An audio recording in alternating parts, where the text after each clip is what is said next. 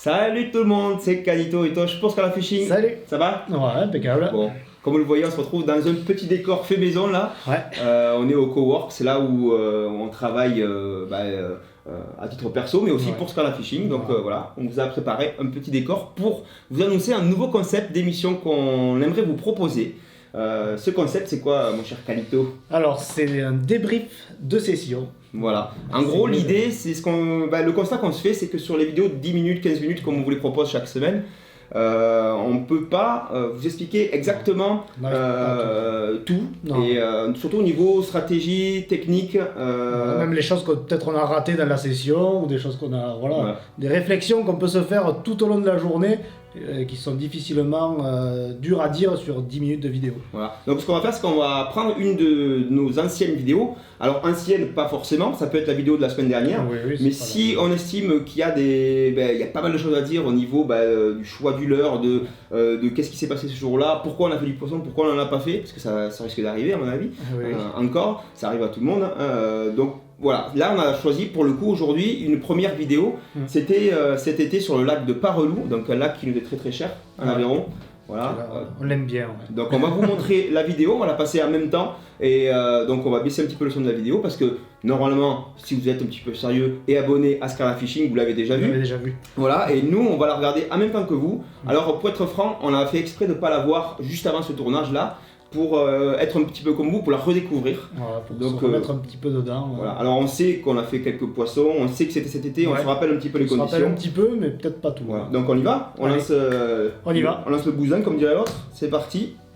Donc voilà, très beau logo, voilà, Scala Fishing. C'était donc cet été, c'était au mois de juillet, je pense, par là. Ouais, je pense que ça doit être en juillet. Ouais. Voilà, déjà on voit que le temps était super beau, temps très très clair. On n'est pas arrivé non plus de nuit parce que c'est de la pêche au brochet là. Là on voulait choisir plutôt de pêcher le brochet. Ouais, donc bon, peut-être pas la peine de commencer aux aurores.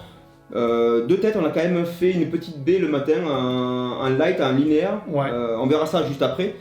Donc là, on voit les images du lac, on va parler peut-être du lac. Parelou, c'est le plus grand lac aveyronnais, plus grand lac. Très grand lac aveyronnais, 3/4 d'heure de chez nous, donc ça va, niveau. Oui. Puis même le décor est vraiment très beau. Comme on voit, c'est vrai qu'on prend des grosses claques au niveau des levées de soleil. Un lac d'altitude, 1300 mètres, je crois, à peu près. Non, peut-être un peu moins. Peut-être un peu moins. J'ai d'aller 1000 mètres. D'altitude. Non, 1300, je pense que il faudrait aller en Lozère pour trouver des hauteurs. Mais bon, on est un t-shirt quand même. Voilà, ça fait plaisir à ce moment. Pour vous donner une petite comparaison, le lac du Salagou, qu'on pêche souvent, c'est 600-700 hectares à peu près. Voilà. Et là, Parelou, c'est 1600-1700 hectares. Donc un lac qui est très plus grand. Avec beaucoup d'endroits différents aussi. Voilà. Avec il y a quelques zones chalots qui sont très intéressantes à faire. C'est ce qu'on voulait faire d'ailleurs dans cette session-là. Ouais. Là, je suis en train d'expliquer justement, on est dans un bras de bon matin là, et on va attaquer une zone relativement peu profonde, en linéaire. C'est un bras qu'on connaît un petit peu, mais des bras sur Parelou, il y en a au moins 5. 5 ou même plus. Et on peut aller vraiment au fond des bras pour chercher des zones un peu moins profondes. Voilà, un très beau ragondin. Et là, on est vraiment dans une anse, une petite anse, il doit y avoir quoi, 2-3 mètres. Celle-là, c'est pas une des plus grosses anses. Non, c'est minuscule là, c'est vraiment un petit port. Voilà, et donc là, on est en linéaire et on attaque le matin à chercher cendres et perches avec des petits leurres souples. Voilà, le but là, on savait que le brochet attaque un petit peu plus tard, donc on s'est consacré plutôt à pêcher light. Voilà, on commence en linéaire, donc toi, tu commences à faire un poisson. Le leurre, je ne me rappelle plus pour être honnête, on va voir ça. Là, je me rappelle plus du tout. Leurre souple déjà. Décroché. Voilà, on est sur un leurre souple, c'est un leurre souple de 3-4 pouces je pense. Voilà, ça doit être du Moi je sais que j'étais au crank, au diving chubby de chez Ilex. Voilà, et l'avantage d'alterner les deux techniques comme ça, c'est qu'on voit vite s'il y en a une qui marche plus que l'autre. Donc là, de bon matin, les poissons semblaient actifs sur ce spot. Ouais, dans cet endroit-là, c'est vrai que c'était pas très grand, mais il y avait quand même pas mal de poissons. Ferrage d'américaine là sur cette pauvre perchette qui a rien demandé, ou je crois que c'était un centre peut-être, je sais plus. Voilà, ça devait être minuscule vu comment ça arrive vite au bateau. Voilà. Ah oui. C'était une perchette au diving chubby. Le diving chubby, c'est vrai que pour ça quand même, ça reste un leurre qui pour la prospection. Le crank pour prospecter, globalement le crank c'est vraiment un leurre de prospection très rapide, ça se pêche en lancer ramené, vous le savez. Voilà, quand on sait pas trop où on va, c'est vraiment l'heure idéale. Après, voilà, faut bien avoir la profondeur aussi, savoir où c'est qu'on pêche. Donc là, je vais faire une petite pause. Parce que tu vois, là on remarque un truc, c'est qu'on avait quelques touches sur la hanse. Ouais. Et là, très vite, on est parti faire des bordures. Et comme on le voit, je suis en casting, donc on est passé sur le brochet. On a changé complètement de technique. Donc on était chaud pour du brochet ce jour-là. Ouais. Mais avec du recul, je pense qu'on aurait dû peut-être insister sur la hanse là. En fait, on aurait insisté, je pense qu'on aurait fait des poissons et on aurait pu sélectionner en plus des poissons un petit peu plus sympas parce qu'il y en avait. C'est vrai qu'au final, on est vite sorti de cette hanse. On a fait le tour. Et on est vite sorti. Et dès qu'on a eu sorti, on n'a pas insisté en fait, on est parti. On a dû insister parce qu'il y avait du vif à cet endroit-là, il y avait de l'animation, il y avait des poissons. Alors je pense que ce qui s'est passé, c'est qu'on a eu une baisse dans les touches ou quoi, et on s'est dit tiens on va passer. On continue en fait, parce qu'en fait on avait aussi l'idée de continuer, enfin, on avait vraiment un spot où on voulait aller, et je pense qu'on n'a pas insisté, on a continué notre route pour aller... Et ça c'est une erreur déjà, c'est-à-dire que c'est un plan qu'on avait en tête à la maison, et vous remarquerez avec l'expérience que souvent les plans qu'on fait à la maison sont des plans qui vont droit dans le mur, à tous les niveaux. Souvent, choisir une heure à la maison, choisir un spot à la maison, pour commencer c'est bien, mais c'est en général c'est sur l'eau qu'on voit comment... Voilà, pour optimiser après, il n'y a que sur l'eau qu'on peut voir ce que ça donne. Voilà, donc on va continuer. Voilà, donc on est parti là sur une pêche de bordure typique power fishing. On en été, l'eau était relativement chaude, je pense, ça devait être... Combien tu penses qu'elle était l'eau là? Là, l'eau devait être à, je pense, là, 16, 17, voilà. 17, 18 je pense. Je pense, ça devait être baignable, je pense. Voilà, par l'eau, ça reste là quand même assez haut, donc l'eau est pas... Même si on est en juillet, l'eau, des fois, on a du mal à monter, quoi. Ouais. Un peu frisqué, comme on dit. Donc là, on est sur la pêche de bordure en power fishing. Toi, tu es l'heure de surface. Ouais, je suis au l'heure de surface, on voit un petit peu là que tu es au stick bait. Et moi, je dois être, me connaissant, au spinner ou pas du tout. J'étais à l'accro. Oui, parce que voilà, il y a beaucoup de énormément de branches. Voilà, là, je suis vraiment une pêche typée basse. C'est-à-dire que je vais essayer de chercher vraiment des brochets qui sont dans les branches. D'ailleurs, il y en avait. On en a fait bouger quelques-uns là dans les bois. Dans ces branches, on les a pas piqués, donc on les a pas mis en vidéo. Mais voilà, après, c'est tellement clair qu'à peine il bougeait, il nous voyait instantanément. Voilà. Et là, ça c'était le paramètre, le fameux squaring drop là, nouvelle technique qu'on fera. Dropping squirrel, voilà. On vous en parlera plus tard. C'est une grosse bêtise. Par contre, le gros facteur qui a joué cette journée-là, c'est la clarté de l'eau. Ouais. C'est clair et net. On ne s'attendait pas à avoir une aussi claire, honnêtement. Non, on y voyait vraiment très profond. Voilà. Et ça, on a mis du temps à s'en rendre compte. Là, on est sur des bordures, mais bon, on voyait. Bon, le soleil n'était pas très haut, donc peut-être là, on voyait pas trop. Là, ça allait, ouais. C'était pas le moment où c'était le pire, mais c'est vrai que du coup, là, la discrétion était quand même de rigueur, et bon, on y allait des fois peut-être un petit peu fort, quoi. Ouais. Là, je suis au spinner, on voit. Moi, j'avais décroché un poisson là. Toi, je me rappelle que tu avais fait une ou deux. J'avais eu quelques attaques, mais c'est vraiment pour pousser le leurre. C'était pas une attaque. Vraiment, c'était juste pour pousser le leurre. Là, tu t'énerves là. Là, t'es vénère. Là, cette tête, je la connais. Là, c'est. Voilà. Ouais, voilà. J'avais même marqué. Après, qu'est-ce qu'on fait? On est allé, je crois, en face. Chercher une zone. Ah non, on est allé vraiment au bout du bras. Là, c'est vraiment la pointe. C'est là où arrive le ruisseau. Pareil, même constat, eau très claire. Énormément de carpes. Voilà. Beaucoup de carpes. Là, je me rappelle qu'on l'a vu en brochet. On a essayé de faire. Il a bougé, en fait. Mais en fait, je crois je sais pas si on le voit en vidéo, mais on n'a pas réussi à le faire. Non, il voulait pas venir. Bon, c'était petit poisson, mais c'est vrai qu'il a suivi et il est reparti de suite et après il nous a vu, impossible de le faire. C'est ça. Alors là, je pense que c'est là qu'on s'est rendu compte, exactement là, qu'on s'est rendu compte que là, l'eau était tellement claire que pour que les brochets tapent dans les leurres sans qu'ils nous voient, ça allait être un petit peu compliqué. Voilà, ça allait être un petit peu chaud. Et surtout qu'on voyait le là, je me rappelle, là, je suis suivi en fait. On voit pas dans la vidéo. C'est là où je suis suivi, impossible de le faire taper parce qu'il nous a vu en fait. Donc là, on peut y aller, on peut y rester la journée. Voilà. Le gars est pas très content parce qu'il n'arrive pas à faire des poissons. Forcément, après c'est plus compliqué quand on en voit quelques-uns. Il y a eu ça a été difficile de les faire bouger. Ouais. Donc là, on se pose la question, comment on va faire taper ces brochets? Donc la solution, on l'a trouvée, mais c'était, je pense, bien plus que midi. C'était peut-être 14. Ouais, je crois que c'était un début d'après-midi. Début d'après-midi, ouais. Après, on a beaucoup zoné aussi. Il y avait des endroits très chalots comme ça où ça paraissait magnifique à pêcher. D'ailleurs, c'est magnifique à pêcher. C'est très bon. Par contre, on pêchait tellement proche que ça passait pas. Même s'il y avait des poissons, ils se tankaient et puis on les voyait plus du tout. en moins de 2 secondes. Ouais. Et la chose à savoir aussi sur Parelou, pour ceux qui voudraient éventuellement venir pêcher ce magnifique lac, à savoir que c'est un lac qui marne énormément, c'est-à-dire qu'il y a énormément de variations de niveau. Et sur Parelou, c'est ça qui fait la pêche, quoi, quasiment. Ouais, ça joue énormément. Ça y joue énormément en tout cas. Voilà. Nous, quand on va pêcher Parelou, la première chose qu'on regarde, c'est le niveau. Déjà pour voir si on peut mettre à l'eau correctement. Oui, en général, c'est vrai que les mises à l'eau sont bien faites, donc c'est vraiment après, sur des périodes d'hiver où le lac est très bas, qu'on a du mal à mettre à l'eau. Après, c'est vrai qu'en général, on arrive à bien pouvoir mettre à l'eau, mais bon, le souci, il n'est pas là des fois. Ouais. Donc là, on voit que là, on est re-rentré en pleine eau, sur le milieu du lac. Et là, vraiment, le soleil est haut, donc on voit on voyait au moins à 5-6 mètres de fond. Entre 5 et 6 mètres. Donc là, on revoit un brochet, encore au bord, posé.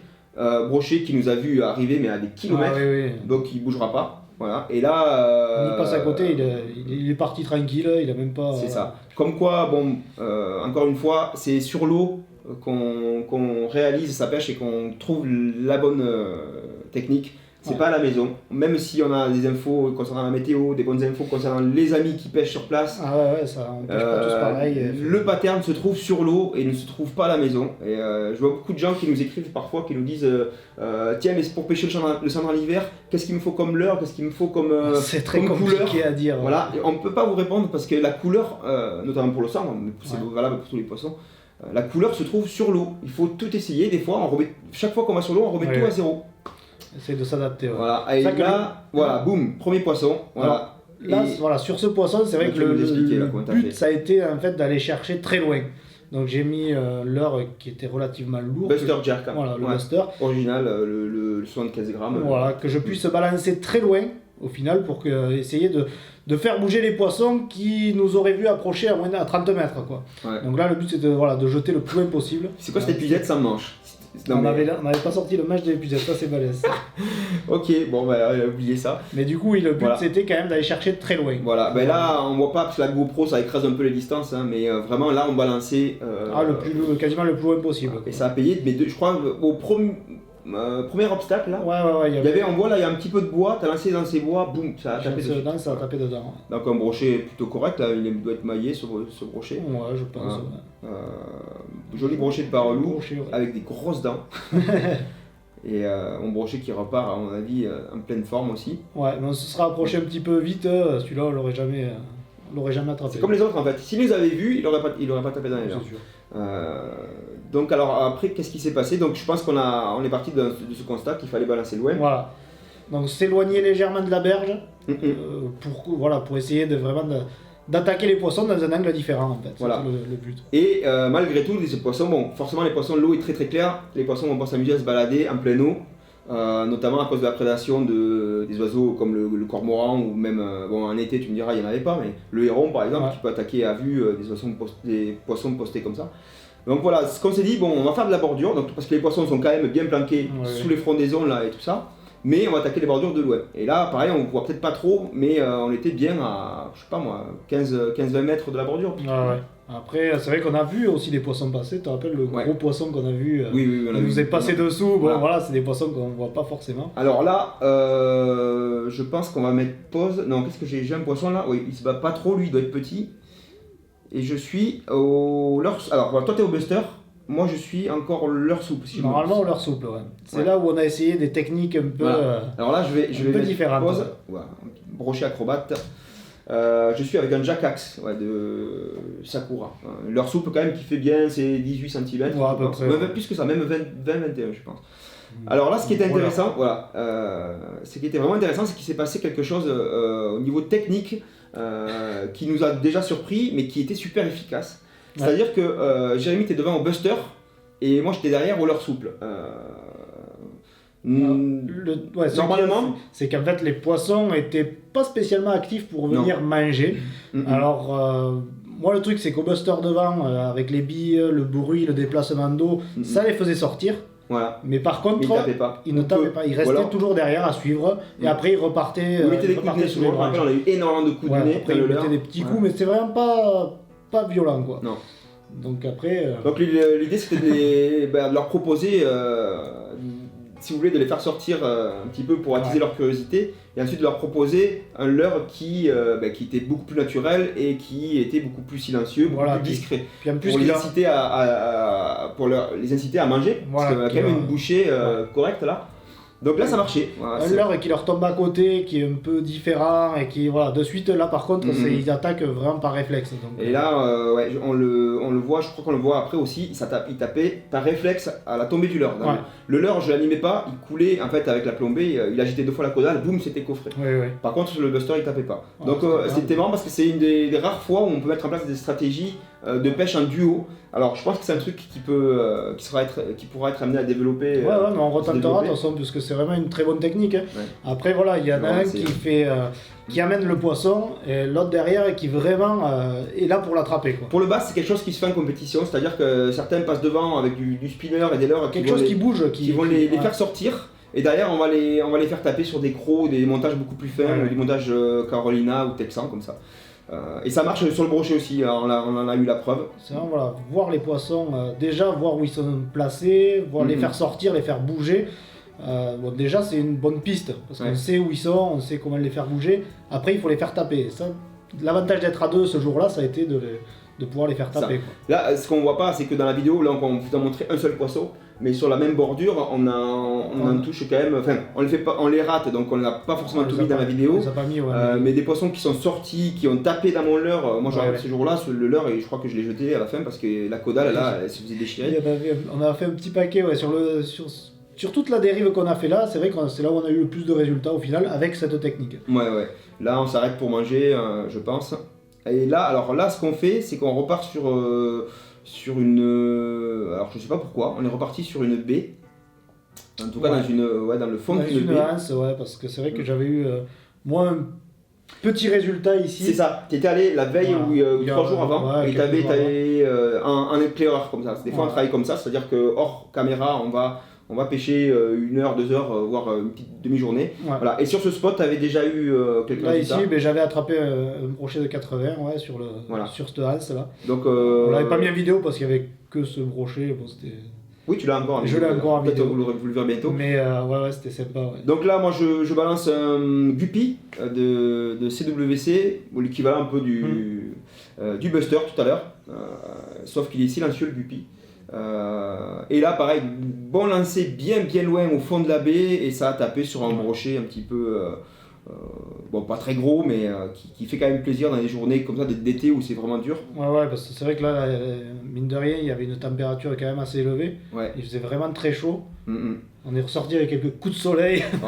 Ça c'est clair. Ce brochet là, c'est ce brochet là où on a failli, on le voit pas trop là, mais on a failli mettre 2 cannes à l'eau, je crois, juste sur le combat là, on fait même pas des hameçons dans les pieds, les cannes à l'eau, c'était la totale. On se force à être ordonné sur le bateau, c'est pas toujours évident. Surtout quand on cherche beaucoup le pattern, comme ça, il y a des leurres qui traînent partout, il y a des cannes qui traînent. On essaye, on teste, on change de canne, de leurre, de technique, alors du coup... Et du coup, maintenant on se force vraiment à ranger, parce que là, perdre du matos bêtement comme ça aurait été dommage de mettre une canne à l'eau. Ça nous arrivait une fois ou deux l'an dernier de mettre des cannes dans l'eau comme ça. Sur le salagou, je me rappelle la canne qui m'échappe des mains tout bêtement. Ah là, on est retourné sur une bordure. Ah non, on est toujours dans la même anse en fait. Et est-ce qu'on refait un poisson là? Je sais plus. Qu'est-ce qu'on fait là? Je sais pas si on refait un poisson sur cette session. Non, je crois que t'as loupé un là. Ah oui, tu loupes quelque chose, je crois. Oui, c'est possible. Voilà, moi, je suis toujours au guppy dans les herbiers là. Après, voilà, là, c'est quand même dans une séance, il y a à peu près, on va dire, 2-3 mètres d'eau. Ouais, très peu de fond. Par contre, voilà, il y a des herbiers sur 2 mètres. Donc, du coup, il faut vraiment pouvoir passer au-dessus. Mais par contre, là, c'est intéressant d'avoir quelque chose qui les énerve un peu pour les faire sortir justement des herbiers. À savoir aussi qu'on est allé au fond des anses comme ça, parce que je fais une petite pause, parce que y a peu d'eau, il fait très chaud, donc vous allez me dire mais pourquoi vous allez chercher de l'eau chaude et peu oxygénée finalement? Parce que l'été c'est ce qu'il faut éviter justement. Non, parce que justement c'est à Parlou comme ça, toutes les fonds de anses comme ça, c'est là où arrivent les ruisseaux. Donc techniquement de l'eau plus fraîche, qui peuvent amener les poissons à se poster là. Ensuite, voilà, c'est dans ces fonds de baie aussi, le truc qu'il y a, c'est qu'il y a énormément de poissons blancs qui viennent frayer. Donc ça reste quand même. Notamment des brèmes, donc des poissons déjà assez conséquents. Début de saison, donc du coup, c'est vrai que ça amène quand même pas mal de nourriture dans tous les cas. là où il y a les blancs, les carnassiers suivent. C'est ça. Sur Parelou, vous pouvez nous retrouver, si vous nous voyez pêcher là-bas, en mai, vous nous trouverez avec peut-être des leurres de 23 cm, voilà. Et en plein été, vous nous trouverez avec du diving chelly ou des leurres comme ça. Des leurres plus petits, ouais. C'est vraiment en fonction des proies du moment. On sait qu'au printemps, par exemple, Parelou, quand c'est assez haut, on sait que les brèmes viennent en fond de baie, comme ça, en fond de anse. Et les brochets suivent, et les gros brochets suivent. Donc là, ça vaut le coup de pêcher avec du headbanger, des leurres un peu costauds. Et à l'inverse, là, on peut très bien se faire plaisir, et c'est le cas là. Avec des tout petits leurres, des petits leurres souples, et c'est ce qu'on a fait parce que là on est rentré à la mise à l'eau. Je pense que la journée on en avait un peu dans la casquette. Il faisait bien chaud en plus. Et donc puis on n'a pas fait un score énorme, mais on savait qu'on pouvait faire des petites perches là à la mise à l'eau avec des petits leurres. C'est une manière de s'amuser aussi, on est là pour s'amuser. Bien sûr, on est pas là pour faire des brochets de 1m30. Si ça tombait, tant mieux, on ne serait pas fâché, non? Mais bon, on est là pour s'amuser. Voilà, donc faire des perches comme ça, la mise à l'eau, dans les zones caillouteuses là. Sur du matériel light, c'est vrai que c'est super agréable. Et puis surtout, elle répondait bien, elle était en balle là. Il y avait plein de poissons, c'était super intéressant. Voilà, donc plein des perches calibrées là, qui sont en bas, donc on jette à proximité du bas, on les fait bouger et c'est la première qui tape. Qui est pendue quoi. Donc là on en fait je sais plus combien, on a fait une petite un dizaine. paquet, Voilà, donc beaucoup de soleil sur le pif, pour moi du moins, malgré la casquette. Là on est bien rouge. Ouais, c'est vrai que la casquette là c'est plus que primordial. Quand il fait chaud comme ça, si vous restez de la journée sur un bateau, surtout sur l'eau, c'est vrai que ça calme. Ça pardonne pas. Quand on rentre, on est bien claqué en général. Voilà, donc c'est la fin de la vidéo et c'est la fin de cette vidéo aussi. Le débrief numéro 1 qu'on vous a proposé là sur cette vidéo là.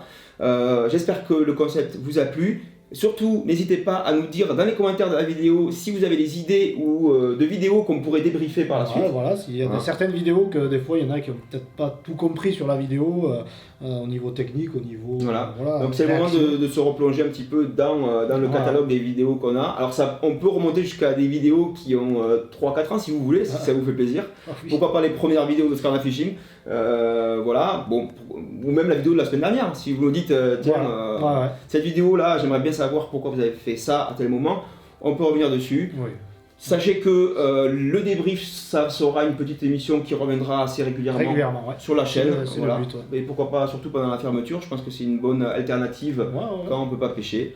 En termes de pêche, effectivement, nous, on pêche moins forcément, même si dans l'Aveyron, on pourrait pêcher. Techniquement, la seconde catégorie reste ouverte. Voilà, on le pêche au leurre, il n'y a pas de souci. Voilà, maintenant, s'il y a des belles journées, aujourd'hui, il y a une très très belle journée là. Il faisait super beau, on pourrait aller pêcher le chevenne ou des poissons comme ça. D'ailleurs, peut-être. Si je vais pas le tenter. La truite, on va attendre encore un tout petit peu pour qu'elle ait vraiment bien fini de frayer, même si techniquement, je pense que c'est déjà fini. Mais on va encore lui laisser 2-3 semaines avant d'aller l'embêter là. Et puis, parce que la truite aussi, on peut la pêcher en seconde catégorie ici, mais bon, on va faire une petite pause encore là-dessus. Donc, le brochet, bien évidemment, on le laisse tranquille. Le cendre aussi, on pourrait l'embêter un petit peu. On pourrait aller taquiner un peu le cendre. Après, c'est vrai qu'on a quand même des températures déjà, et que ce matin, chez moi, il faisait moins de 7. Donc, c'est vrai que pour aller sur l'eau, avoir les anneaux qui gèlent et tout, des fois, c'est pas forcément le plus agréable non plus. Donc, bon, on essaye de faire autre chose. Voilà. Donc écoutez, j'espère que cette vidéo vous a plu. Si c'est le cas, vous mettez un petit pouce bleu si vous en avez envie. N'oubliez pas de vous abonner à la chaîne parce que beaucoup de contenu va arriver, notamment pendant la fermeture. Voilà, ce genre d'émission, ce genre de délire là, on va partir là-dessus. Du live, on espère aussi. Des vidéos sur le matos, vous nous le demandez beaucoup, on va en faire aussi pour vous montrer avec quoi on pêche et les leurres. Ça va arriver bientôt, donc soyez sûr que vous êtes abonnés et que vous avez activé la petite cloche de notification. Et puis nous, il nous reste qu'à vous dire bye bye. À la prochaine. A plus. Ciao. Ciao.